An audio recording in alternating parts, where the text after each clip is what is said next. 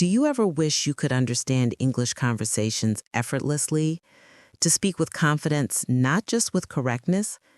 If so, you're in the right place. Welcome to the channel. If you're new here, we upload every week to help you improve your English naturally and learning real-world English. In each episode, we help you bridge the gap between textbook learning and the language you hear in everyday life. Today, you will hear real-life stories packed with the vocabulary and expressions that native speakers actually use. By listening and repeating, you'll train your ear and your voice, building the skills you need for clear and confident communication. Let's begin.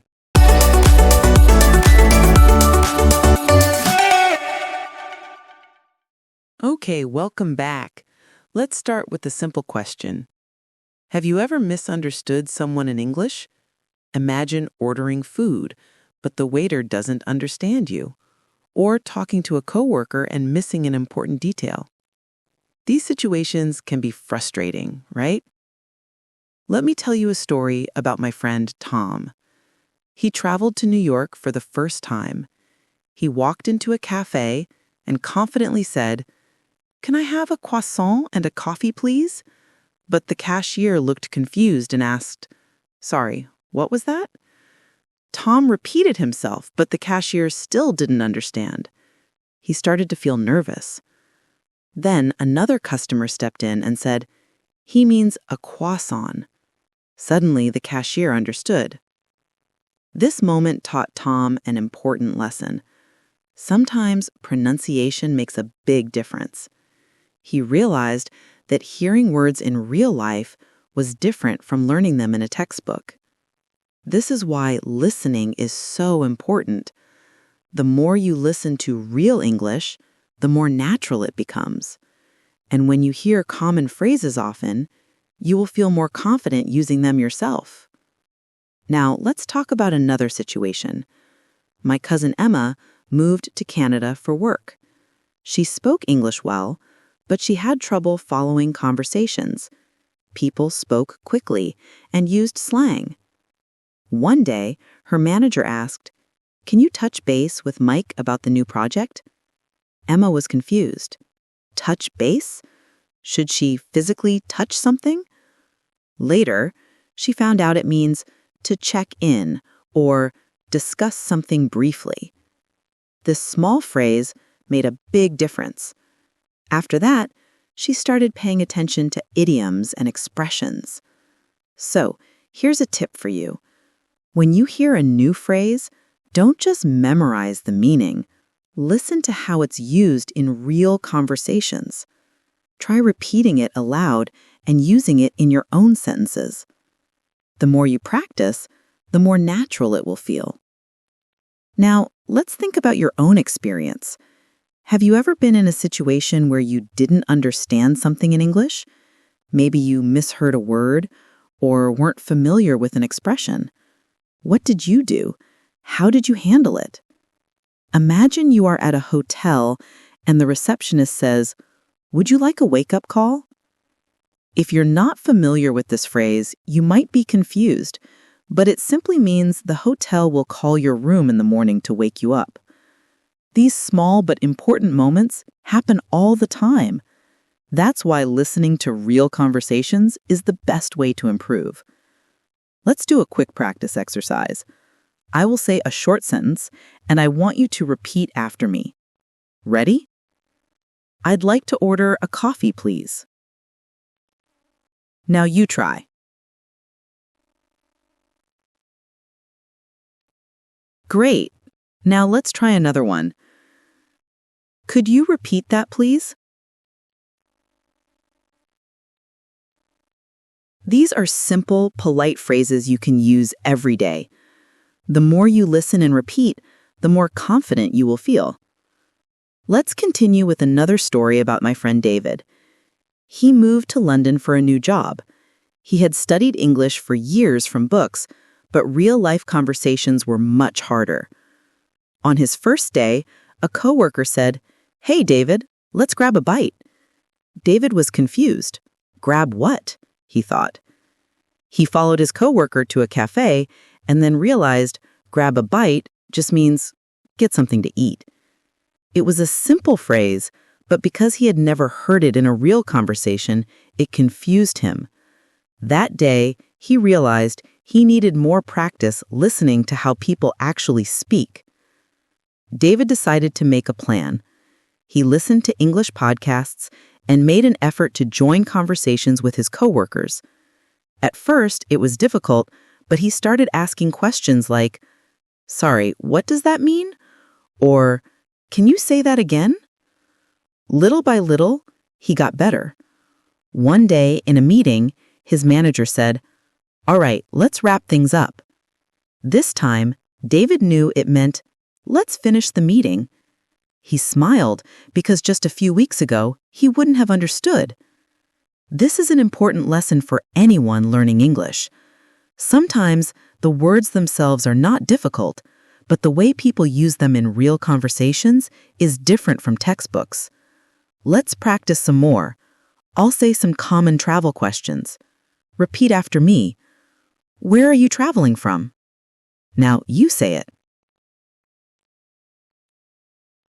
Great. Here's another one. Do you have a return ticket? Try saying it aloud. The more you practice, the more confident you will feel in real-life situations. Now, let's talk about a very important skill, making small talk. This is the casual conversation you have when you meet someone new. It can feel difficult at first, but it's a valuable way to improve your fluency. My friend Maria moved to a new city. At lunch, her colleague Carlo asked, "So, how was your weekend?" Maria froze for a second. She didn't know what to say. She finally said, "It was good. I went to the park with my family." Then Carlo smiled and said, "That sounds nice. What did you do at the park?" Maria realized this was just a way to connect. It wasn't a deep conversation. She started asking her own questions, like, "Do you like the weather here?" Or, "What do you like to do in your free time?" She was surprised at how easy it became. Maria learned that small talk isn't just about talking. It's about connecting with people. The more you practice, the more natural it becomes. A great phrase she learned was, "What about you?" When someone asks about your weekend, you can respond with, "It was good, thanks. What about you?" Let's practice that now. Repeat after me. What about you? Perfect. Remember, the key to improving is consistent practice. Listen to real English every day. Don't be afraid to speak, even if you make mistakes. Every conversation is a chance to learn and get better. Let's talk about another real-life situation. Imagine you're traveling to an English-speaking country for the first time. You arrive at the airport and need to go through immigration. The officer asks, "What's the purpose of your visit?" If you are not familiar with this phrase, you might feel nervous. What do they mean by purpose? Are they asking about my job? My reason for traveling? But if you have practiced listening to common travel conversations, you know the answer is simple, like, "I'm here for tourism," or "I'm visiting family." A few months ago, my cousin Sophia traveled to Australia. She was confident in her English, but at the airport, she got nervous. The immigration officer asked, "Do you have anything to declare?" She froze. The word declare sounded serious, like something legal. She thought, did I bring something illegal? Am I in trouble? She took a deep breath and asked, "I'm sorry, could you repeat that?" The officer calmly said, "Are you carrying any food, alcohol, or large amounts of money?" Now she understood. Declare just means to report something.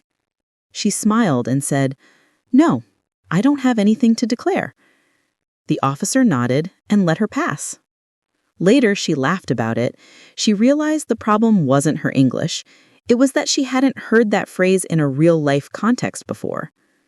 This is why listening to natural conversations is so helpful. The more you hear phrases in context, the easier it is to understand and respond. Now, let's practice. I'll say some common travel questions, and I want you to repeat after me.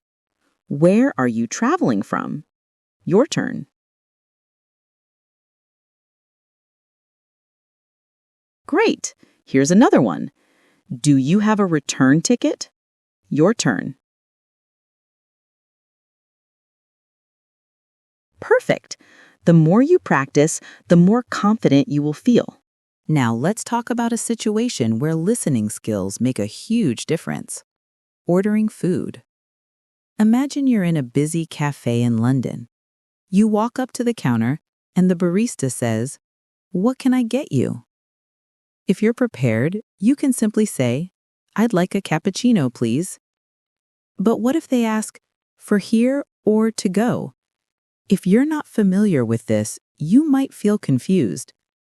My friend Mark had this exact experience in the US. He ordered a latte, and the cashier asked, "For here or to go?" He hesitated. He guessed that to go meant takeaway, so he said, "To go." Luckily, he was right.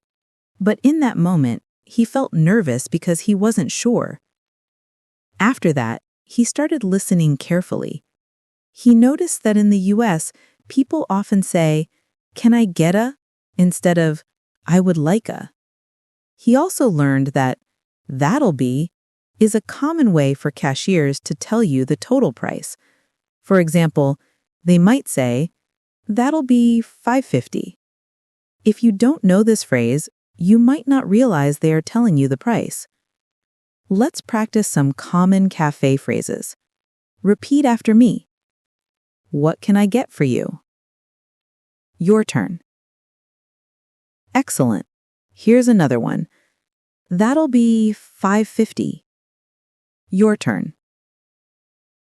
When you listen and repeat, your brain gets used to the sounds of English and speaking becomes much easier. Now let's move to another important skill, making small talk. Small talk is the casual conversation you have in everyday situations, like when you meet someone new or are waiting for a bus. It can feel difficult at first, but it's one of the most valuable ways to improve your fluency. My friend Maria moved from Spain to an English-speaking city for work. She had studied English for years, but was nervous about speaking with strangers. She thought small talk wasn't as important as grammar, but she quickly realized it's a huge part of everyday life. At lunch, her colleague John asked her, "So, how was your weekend?" Maria froze for a second. She didn't know if she should share something personal or keep it simple. She finally said, "It was good. I went to the park with my family." Then John smiled and said, "That sounds nice. What did you do at the park?" Maria realized this wasn't a deep interview. It was just a friendly way to connect. Over the next few days, she became more comfortable. She started asking her own questions like, "Do you like the weather here?" Or, "What do you like to do in your free time?" She was surprised at how easy it became. Maria learned a very important lesson. Small talk isn't just about talking, it's about connecting with people. Here's a great tip. People often don't expect long answers. It's more about a simple response and then asking the other person. A perfect phrase Maria learned was, "What about you?" So if someone asks, "How was your weekend?" you can say, "It was good, thanks. What about you?" These small, everyday conversations will build your confidence in social situations. This is something you can't learn from a textbook alone. Now, let's shift gears and talk about a common challenge, understanding different accents. Whether it's British, American, or Australian, accents can be tricky. I remember when I was in New York, I got lost and asked for directions. I said, "Excuse me, can you tell me how to get to the subway?" A man quickly replied, "Yeah, just go straight ahead, take a left at the lights, and you'll see it on your right." I was surprised by how fast he spoke. He used casual phrases like, take a left at the lights, meaning turn left at the traffic lights, I had to listen very carefully to catch all the details. To improve, start by learning common direction phrases like go straight, turn left or right, it's around the corner, it's just a few blocks away. Listen for these in podcasts, videos, and movies. Practice them aloud so you're ready. Finally, let's talk about handling problems. This is an important part of everyday life. I once stayed in a hotel where the Wi-Fi wasn't working. I called the front desk and said, "Excuse me, the Wi-Fi isn't working in my room. Could you help me?" The receptionist replied, "I'm sorry to hear that. Let me check and see what I can do." She was polite and helpful. In situations like this, it's important to stay calm and explain the issue clearly.